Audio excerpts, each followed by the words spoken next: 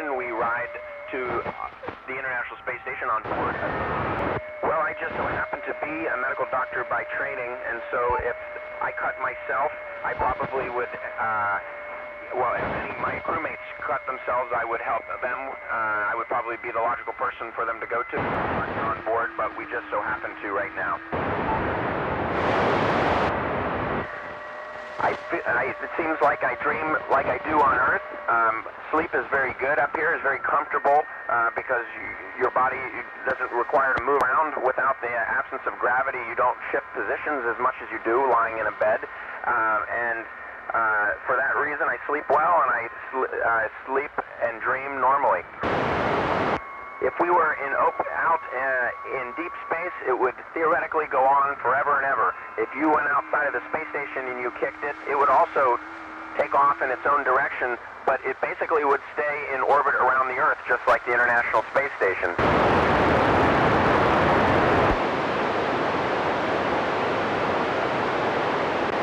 I definitely dreamed about going to space when I was a child. I also aspired and very much looked up to astronauts.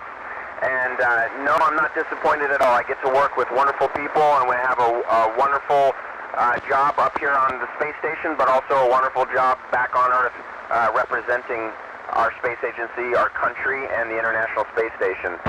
Well, as you can imagine, it's extremely exciting.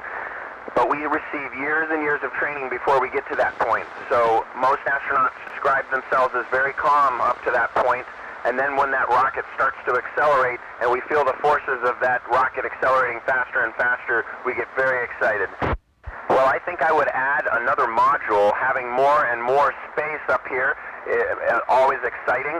Right now it's about the size of a house that had about 5 bedrooms. So it's plenty of space for 6 people, but if we had more, it would be even more fun. Actually, the only way that I would know that we were moving is when I look out the window and I see us traveling over the Earth. But if I don't look outside the window, the space station is extremely stable and there's no perception of motion at all. But in fact, we're traveling at 17,500 miles an hour. Well, just like airplanes on the ground are helped by air traffic control to prevent them from colliding with one another, we have extensive ground teams that keep track of where satellites are and where the International Space Station is and make sure that they deconflict at times. And if we ever needed to perform a maneuver, we can fire thrusters and change our orbit slightly to avoid a collision.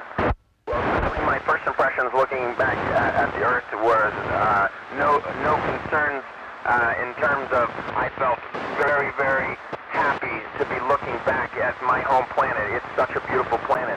But the concerns I do have is that when I do look down at the Earth, I can see evidence that we as